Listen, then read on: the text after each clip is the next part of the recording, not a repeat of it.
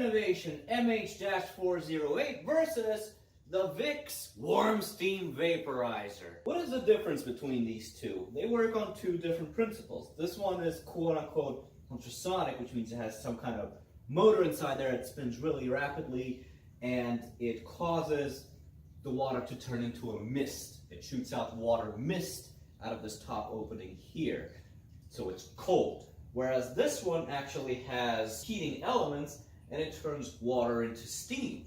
So which humidifier is best humidifier? Let's find out. In my opinion, there's really only three things that we need to pay attention to when it comes to humidifiers. Number one, how well do they work and how well do they humidify a room? Number two, how big of a pain in the ass are they to deal with? And number three, how are they priced and what's the cost of ownership? So today it's going to be a shootout. I'm going to stick this one in a room, let it run for a couple of hours and have a little humidity meter there, followed up with this one, hopefully starting from roughly the same humidity percentage in the room. Oh, and number four, style. Yes. So I'm going to talk about them in kind of reverse order, and then I'll finish the video with the shootout. So, number four, style. Well, the Air Innovations, looking kind of good. Looks pretty decent. The Vicks, ugly as sin. Very cheap, hollow construction, total eyesore. This, looks like a fancy trash can. Easy win for the Air Innovations on this one. Number three, cost. Cost of ownership. I paid $40 for this one, the Air Innovations, and $23, I want to say, for the Vicks. And it comes with a manufacturing coupon, wow. Or a manufacturer's coupon, valued at $3. I better take advantage of that. Definitely worth my time. Alright, so cost of ownership, interesting one. Paid $40 for this, $23 for this one, and it comes with a $3 manufacturer's coupon, so let's just call it an even 20.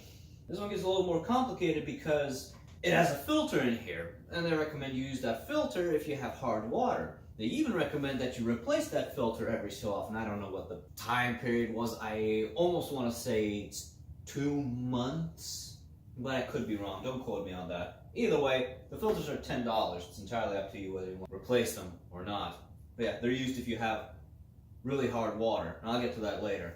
For now, let's take a look at the electricity consumption of both of these bad boys. The Air Innovations claims it only uses 30 watts of electricity. Let's put that to the test.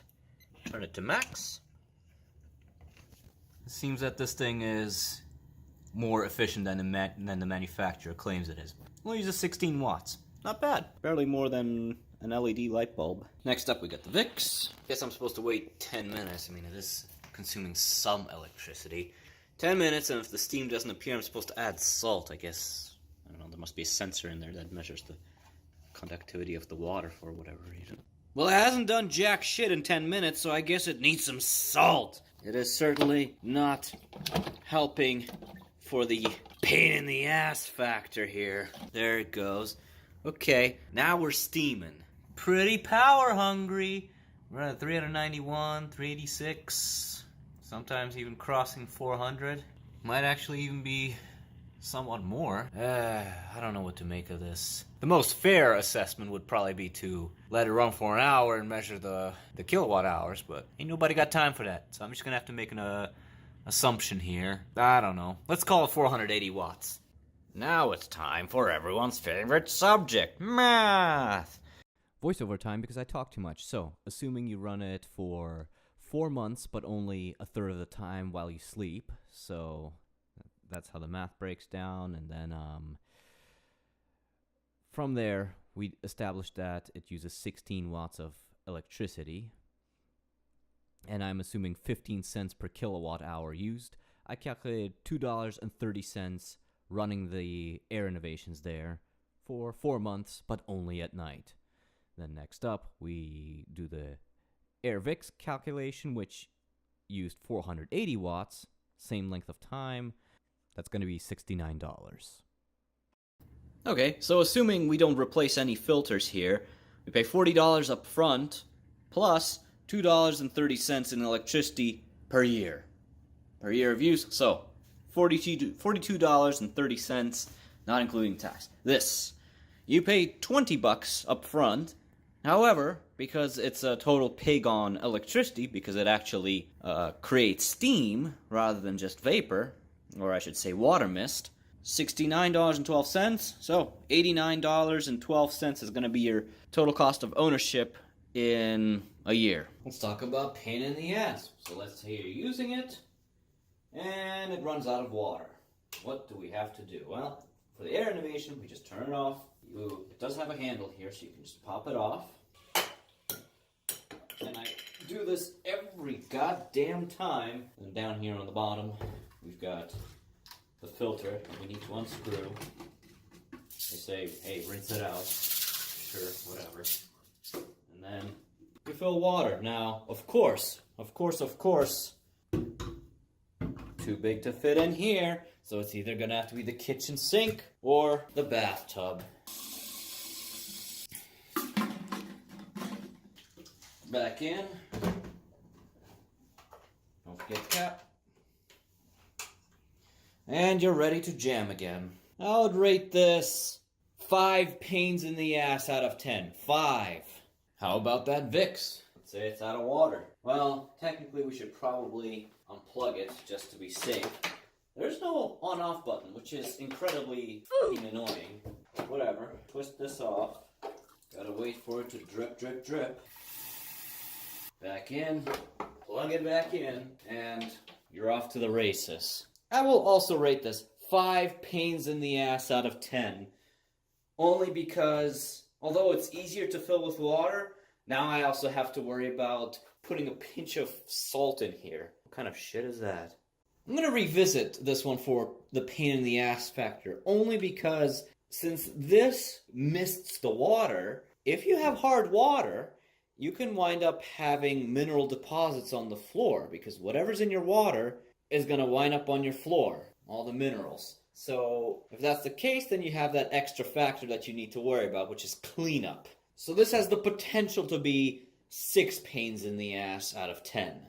Lastly, it has the potential to be more expensive if you choose to use distilled water instead of tap water. That's a good way to avoid the white powder, and you might be able to remove 1 pain in the ass out of 10. However, that's going to make it a lot more expensive. This thing uses almost a gallon a night, as far as I can tell, from my regular usage. So, yeah, if you use it for 120 nights, a gallon a night, paying $1 per gallon jug, that's like an extra $120 in ownership.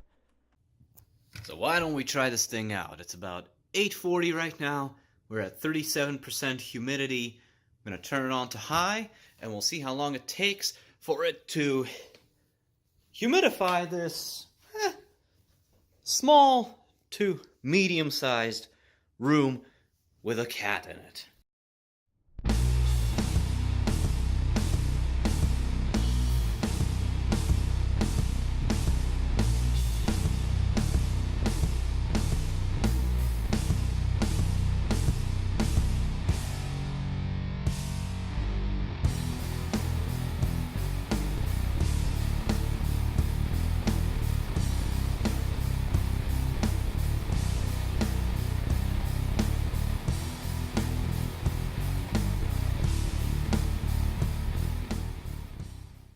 Got the Vicks plugged in here. The room, we're starting at 32% humidity. The time now is about almost 11 o'clock. Let's have this run for a couple of hours, and we'll check back in later.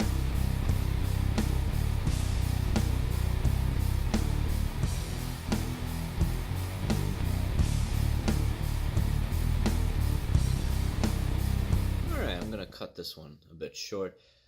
It's 12:15 midnight, about an hour and 15 minutes have passed, and we're at 54% humidity, so change about 22% in an hour and 15 minutes. I like how this room feels. It feels like real humidity, whereas with the other one, it's a different feeling. The humidity that the ultrasonic method offers, it's kind of like a musty cellar type humidity. So, in conclusion, who wins? We looked at 4 things: design, cost, function, and pain in the ass factor. So yeah, look, design-wise, the Air Innovations looks marginally better, looks like a trash can, whatever. Expense-wise, cost, Vicks is $20, Air Innovations $40, but added cost of ownership, the Vicks is gonna cost you about $60 a year in electricity, whereas the Air Innovations, it really depends. If you're having a hard water problem, that cost can skyrocket, but it will only eat $2 in electricity. Then function. Do these devices perform their promised function? Well, the Air Innovations kind of just spreads water around. It sprays it into the air, it mists it, and that's exactly what it feels. It feels like a dank cellar. Whereas the Vicks actually boils and steams the water, and so you get this true humidity feel in your room. So I'm going to say function goes to Vicks here. And finally, pain in the ass factor. They're both about even Steven. They both have their own some detriments. But I'm going to give this one to the Vicks because Vicks actually humidifies. I don't know what the Air Innovations does. It just makes everything feel gross. Plus, the Vicks has an extra feature I didn't really talk about. It's you can stick oils or whatever into it so that you can breathe vapors. And it's particularly helpful if you're feeling cold. Well, it's Vicks. Yeah, that's what it does. So, I hope this has been helpful. Thank you for watching. And as always, obliterate that subscribe button.